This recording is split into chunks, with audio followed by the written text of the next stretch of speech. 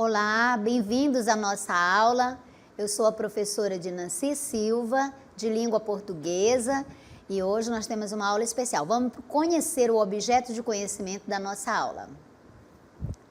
Objeto de conhecimento da nossa aula 56, relação entre textos, detalhamento, variação linguística, linguagem empregada considerando o contexto social de produção, circulação e recepção, relação entre textos. Então, vamos para a nossa aula de hoje.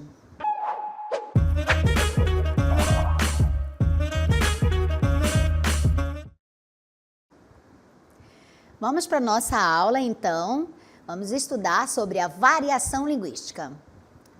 A variação linguística trata exatamente de quê?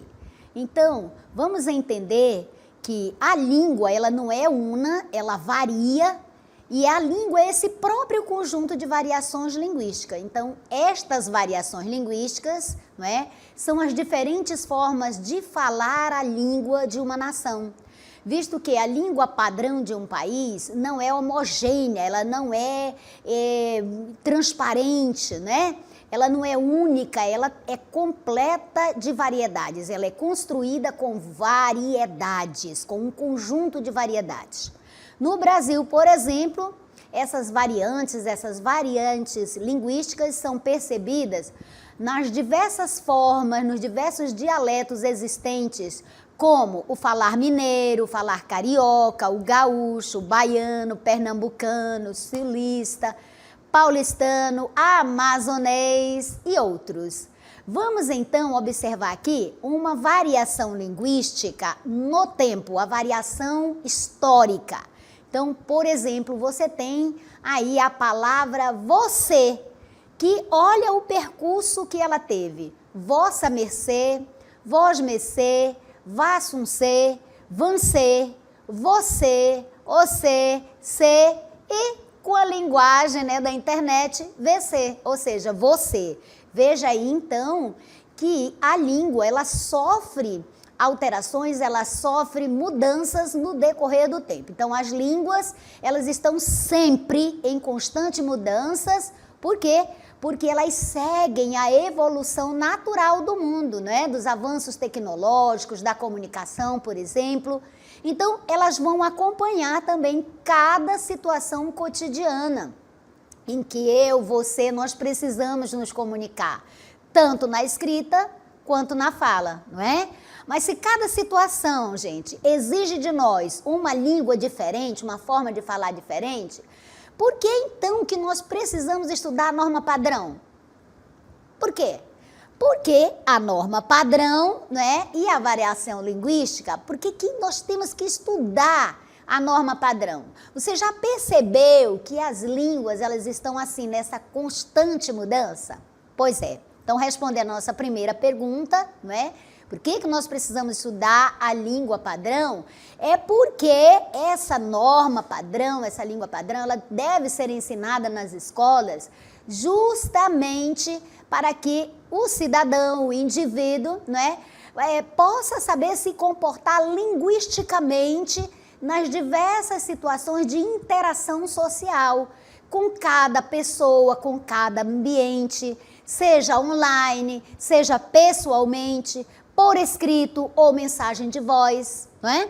Um outro exemplo assim da importância de se saber a norma culta, de você vir para a escola estudar a norma culta, é para entender a linguagem usada nos meios de comunicação de massa, como internet, revistas, jornais impressos e outros.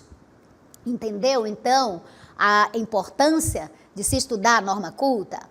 Pois é, devido então ao alcance desses meios de comunicação social, né, quem os faz precisa utilizar uma linguagem abrangente, né, que seja entendida assim, de norte a sul, de leste a oeste do nosso país. Nosso país é um país continente, não é? Então, cada situação comunicativa diferente vai exigir uma linguagem diferente. Daí as variações linguísticas.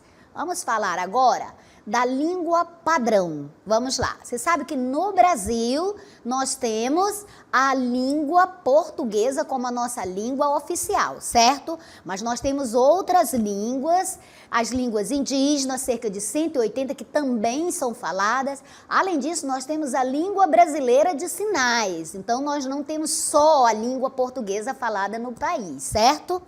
Mas olha aqui, então, a língua padrão, não é? É aquilo que nós podemos entender, a linguagem culta ou padrão. É aquela, então, que é ensinada nas escolas e serve de veículo de comunicação, não é? Serve de veículo para o ensino, para as ciências, não é? E que vão se apresentar com uma terminologia especial, certo? Então, é usada pelas pessoas instruídas nas diferentes classes sociais e vai se caracterizar pela obediência às normas gramaticais. Nós temos, então, a gramática da língua portuguesa, né? Então, a norma culta, a norma padrão, ela vai, não é, se guiar pelas normas da gramática, que é a língua ideal. Mas no cotidiano, não é, não necessariamente nós utilizamos, não é, esta variedade padrão, esta variedade culta, que é aquela escolhida para se preservar a cultura, os documentos, etc. Então, mais comumente usado na linguagem escrita, não é, e literária, essa língua padrão, ela vai refletir o prestígio social e cultural, não é, das classes sociais, não é? E é mais artificial, ela é mais estável, ela é menos sujeita a variações, certo? A língua padrão é essa língua em que os documentos oficiais do país é escrita, nossa Constituição, certo? Por quê? Porque ela tem essa característica de ser mais estável e menos sujeita a variações, né? Ela preserva a cultura. Não quer dizer que as outras variedades não tenham cultura. Tem cultura, todas têm. Então, a variedade padrão, não é? A norma culta está presente nas aulas, nas conferências, nos sermões, certo? Nos discursos políticos, nas comunicações científicas, nos noticiários de TV, nos programas culturais, etc. Então, você já viu que ela é empregada, ela tem uma função social, ela é empregada em todos esses meios que nós falamos para vocês, certo? Vamos conhecer e entender agora aquilo que ficou conhecido como preconceito linguístico. Você sabe que existem preconceitos, né? Preconceitos raciais, preconceitos variados. E temos também o preconceito linguístico.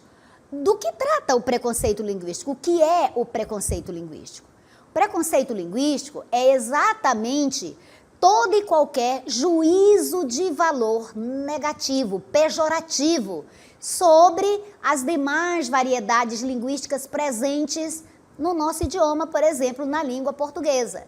Então, é necessário esse nosso estudo sobre as variações linguísticas para você entender que a língua não é una, a língua é constituída de um conjunto de variedades e todas elas são válidas. Todas elas se prestam para cumprir a função da comunicação. Na escola você vem estudar a norma culta porque há ambientes onde necessário e obrigatoriamente você utilizará a norma culta e você precisa conhecer essa variedade, certo? Mas, então, o preconceito linguístico vai se manifestar exatamente no desconhecimento desse aspecto, desse fenômeno que a língua apresenta, que é o fato de toda língua variar. Toda língua apresenta variação linguística. Ela tem uma norma culta, uma norma padrão e N outras variedades que se prestam à comunicação nos diversos ambientes, né, nos quais nós circulamos em sociedade, certo? Então, o preconceito se manifesta quando a pessoa desconhece que a língua é constituída desse conjunto, não é? E que todas são válidas. Então, às vezes a pessoa diz assim, você fala errado. Nossa, você fala errado. Não, ninguém fala errado. A gramática é que estabelece o certo e o errado, mas a linguística, que é a ciência que estuda a linguagem, ela diz o seguinte: se houver comunicação, né, se você entendeu o que eu disse e eu entendi o que você disse, então está tudo correto, porque a língua cumpriu a sua função, que é, não é, a comunicação, estabelecer a comunicação entre os interlocutores.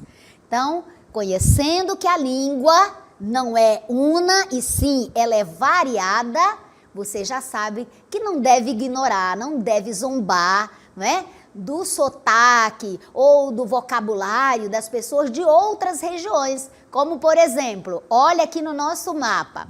Aqui na região norte, né, em vários municípios, nós dizemos assim, curumim, né, para identificar uma criança, um menino, né, uma criança, certo? Aí, em outras partes, não é? É claro que será utilizada outra palavra para definir a pessoa, a criança, não é? Olha outras formas de falar. Oxente. Aqui no norte, nós praticamente nós não falamos assim, mas existe um lugar do Brasil, lá no Nordeste, né, que eles falam, oxente. E aí, nada de rir, nada de zombar. Por quê? Porque é uma comunicação válida, certo? Devemos respeitar as formas de falar. Olha aí, véi. Né? Véi é uma forma que se usa lá em Brasília, em São Paulo, né? E tem diversos sentidos, dependendo da forma como se fala. Se for, véi, ô véi, véi, todas elas transmitem um determinado significado, certo? Olha aqui, mano, né?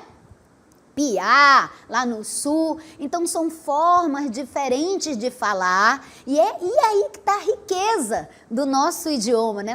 Nossa língua portuguesa é culta, é linda, né? O poeta, a nossa língua serviu até de tema para poesia no parnasiano, na escola parnasiana, né? Nosso vocabulário é rico da língua portuguesa.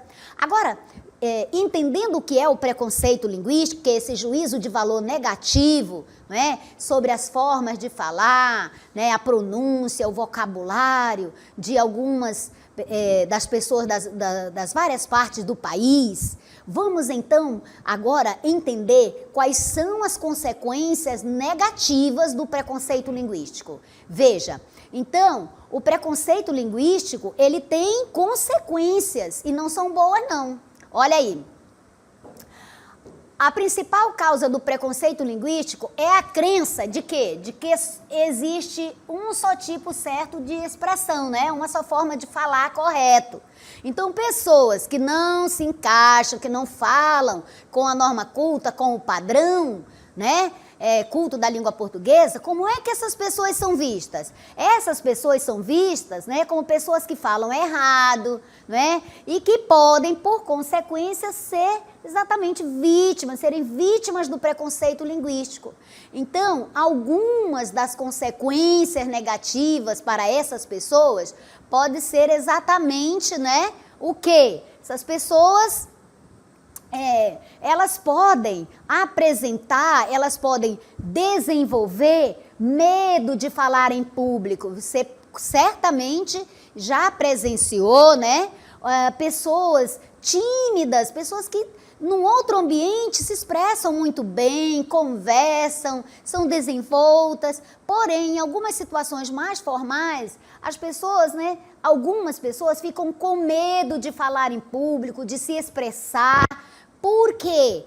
Porque elas temem o que os outros vão pensar, da forma dela falar, do vocabulário que ela vai utilizar, medo de não dominar o assunto, enfim, medo de ser ridicularizada. Então, isso é uma consequência negativa do preconceito linguístico. Conhecendo, então, que preconceito linguístico é um juízo de valor negativo sobre a expressão das pessoas, a expressão da fala e da escrita das pessoas, você já sabe que tem de evitar, que não pode ficar julgando as pessoas, dizendo que fala certo ou fala errado, fala bem, não pode, né?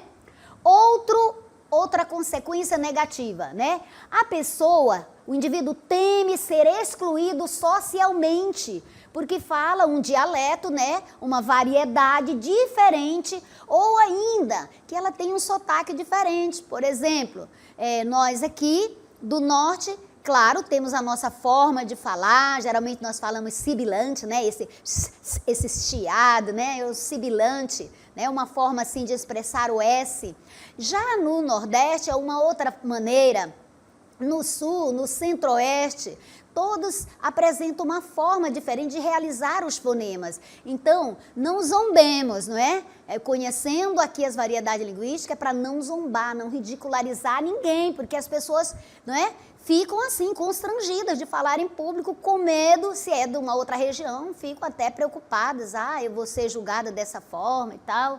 Outra consequência tremendamente negativa é exatamente a autoestima. A pessoa fica com a autoestima lá embaixo, né, depreciada. Por quê? Porque a pessoa começa a acreditar que ela fala errada, que ela é errada. Então, há um prejuízo social, certo? Vamos, então, respeitar a forma de falar das pessoas, de se expressar, utilizando um vocabulário diferente, uma pronúncia diferente. Respeite, não ria, não zombe, certo? Porque isso causa prejuízos, danos à pessoa em vários aspectos. Você viu aqui, né?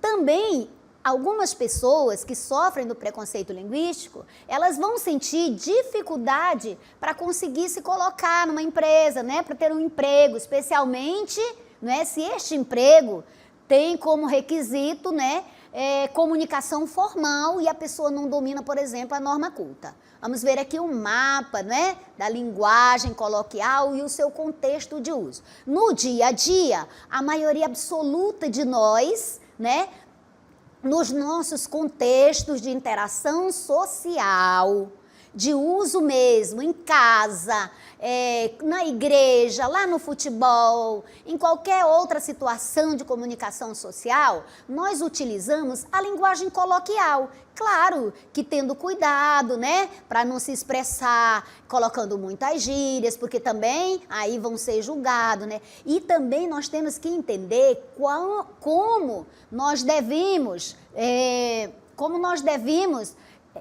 observar as situações em que nós estamos para poder nos expressar. Por exemplo, se eu estou aqui na situação formal de comunicação, aqui então eu não vou estar utilizando uma linguagem assim extremamente coloquial, não é? Aqui é um outro fórum, então eu devo zelar e utilizar a linguagem, a norma culta, não é? Já que tratamos aqui do estudo, do ensino da língua portuguesa na variedade culta, não é? Sem desprezar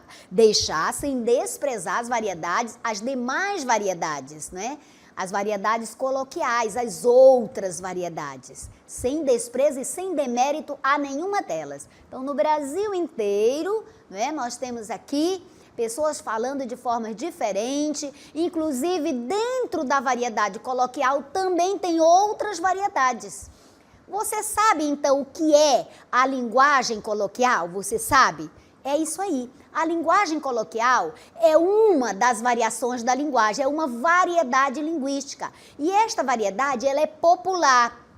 Ela é utilizada em situações cotidianas, ou seja, no seu dia a dia, né? E essas situações, é claro que são situações informais. Então, você vai utilizar a linguagem coloquial, que é uma das variedades da linguagem. Lembra que a linguagem, a língua é constituída de muitas variedades, não é? Você vai utilizar quando? Nas situações cotidianas mais informais, com a família, com os seus amigos, certo? Então, essa coloquialidade, essa variedade linguística coloquial, ela vai encontrar essa fluidez, essa dinamicidade, onde? Na fala, certo? E assim, né, não vai requerer tanta adequação às normas da gramática tradicional, que é a norma culta, a norma padrão da língua portuguesa, certo? Então, é na linguagem coloquial que nós vamos encontrar, né, aquelas palavras que você utiliza no seu dia a dia, certo? Nós vamos encontrar gírias, estrangeirismos, neologismos, abreviações, isto é, essas palavras e expressões que não se relacionam à norma culta da língua portuguesa. Então, na linguagem coloquial é que nós encontramos essas outras variedades, essas outras formas de falar, as gírias. Porém, vamos fazer uma observação aqui. Você sabe que dependendo do contexto social onde você se encontrar, né, você deve evitar algumas variedades. Embora elas sirvam para se comunicar, você tem que observar o ambiente onde você está. Por exemplo, imagine que você está no púlpito de uma igreja e você vai pregar. Você usaria na sua pregação só gírias? Não, seria um choque, né? Porque nós temos que adequar a nossa linguagem ao ambiente, ao interlocutor, né? À situação de comunicação e ao objetivo da nossa mensagem. Então, é preciso entender. A gíria é uma variedade da língua portuguesa? É. Ela é válida, ela transmite informações, ela se presta, ela cumpre função de comunicação? Cumpre. E o que é então que eu tenho que observar? O lugar onde eu vou utilizar, com quem eu vou utilizar, porque tudo isso eu tenho que observar o contexto, né, dessa minha produção de fala, dessa minha interação social. Em alguns ambientes, obviamente, não será bem-vinda o uso da gíria, certo? Não será bem-vindo o uso da gíria. Então, preste muita atenção a isso. Outra situação, você está numa entrevista de emprego. O que é que você acha? Se você não dominar, né, uma norma culta da língua portuguesa, quando você estiver na situação de entrevista, né, numa situação mais formal, e você utilizar gírias, nossa, aí com certeza você terá prejuízos, certo? Então, atenção à adequação, você tem que observar o ambiente, que variedade você vai utilizar, certo? Observando o objetivo da comunicação e com quem você vai se comunicar. Muito bem. Agora vamos entender os regionalismos. Regionalismo é o quê? É também uma variação linguística, já falamos dele, né? No norte se fala de um jeito, no nordeste outro, no sudeste, no centro-oeste, no sul de outras formas. E dentro dessas regiões há também outras variedades linguísticas dentro da mesma região, dentro da mesma cidade, dentro do mesmo município, enfim. Então, o regionalismo é uma variação linguística usada, né, ligada a quê? Ao vocabulário que consiste na criação e no uso de palavras ou expressões típicas de determinadas regiões. Como, por exemplo, macaxeira, que nós utilizamos aqui e no Nordeste, né? E lá no Sul, esse mesmo tubérculo, a macaxeira, é chamada de aipim. Seguindo, então, né, nós entendemos que o Brasil, né, ainda falando do regionalismo, é um país com esse território amplo e ainda assim nós possuímos a língua portuguesa que unifica o país de norte a sul, de leste a oeste, você se entende, né? Você entende o outro. Por quê? Porque nós temos a língua portuguesa como a nossa língua oficial, além das outras, né? E essa língua portuguesa, ela vai contribuir para quê? Para que essa grande diversidade, né, dos nossos hábitos culturais, religiosos, políticos e artísticos, e a influência também de várias outras culturas que deixou na língua portuguesa essa riqueza, né?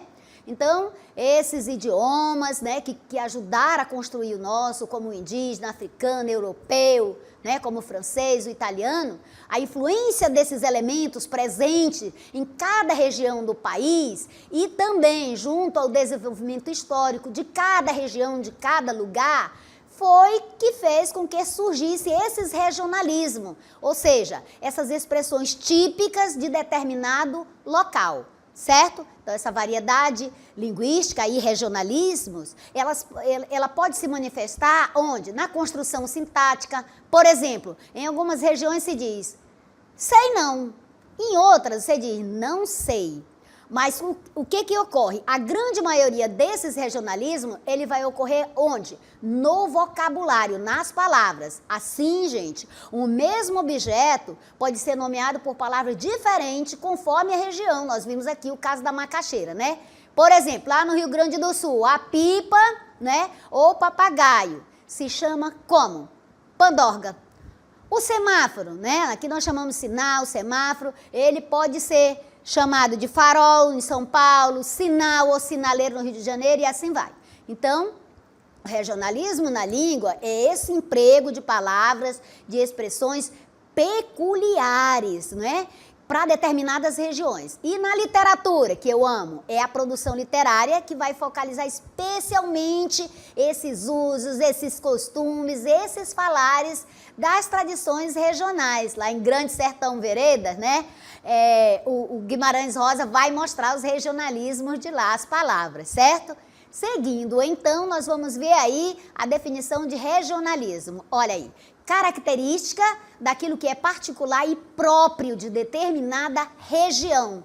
Qualidade do que expressa costumes e tradições regionais. Na linguística, essa palavra regionalismo, ela vai expressar, né, locução ou significado específico que traz particularidades provenientes de uma cultura particular. Vamos ver aqui exemplo de alguns regionalismos. Olha, então, você tem aqui, olha, um mapa do Brasil com várias palavras mostrando aqui exemplo de regionalismo. Olha aqui, gente, baleba, arrendar, maricote, querimum, filão, bergamota, cafifa, coró, moco. Aqui no Amazonas se fala moco, tu é moco?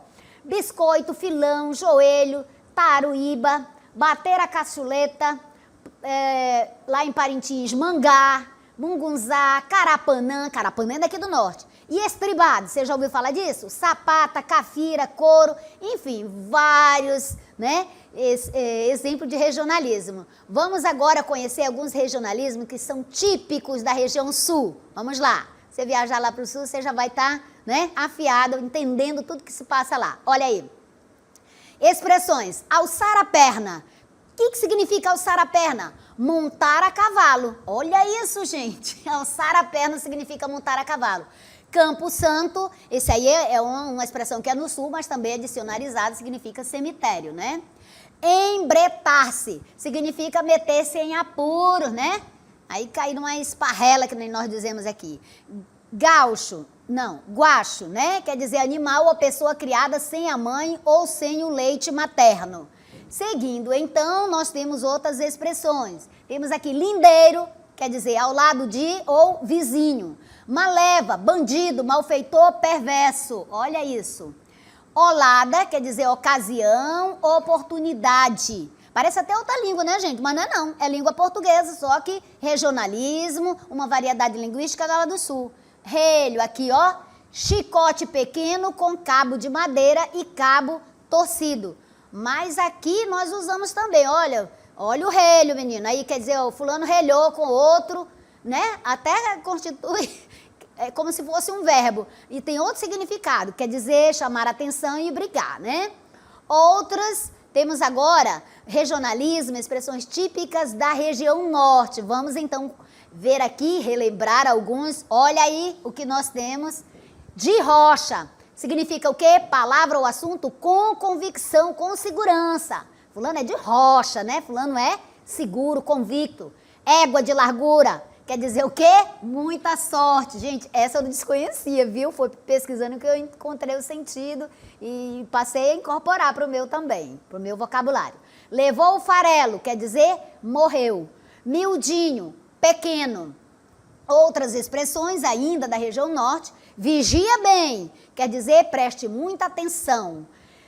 Embora, gente, essa aqui tem 3 versões, quer dizer vamos embora, mas também tem umbora, aí também tem a outra, né? Rumbora, certo? Outra expressão aqui do norte, Zé Ruela, que quer dizer abestado, besta, tolo, bobo. Meu Deus, vocês utilizam alguma dessas, gente? Vamos aqui observar, então, uma frase assim maravilhosa de um dos maiores expoentes, né, da literatura brasileira, Ariano Suassuna. Olha o que ele disse. Não troco o meu oxente pelo ok de ninguém. Olha, gente, você sabe que ok, né, é um estrangeirismo, vem do inglês, e a maioria absoluta de nós, né, para confirmar, para, né, sinalizar assentimento, afirmação, a gente diz ok, certo? Só que o nosso grande poeta diz, não troco o meu oxente pelo ok de ninguém.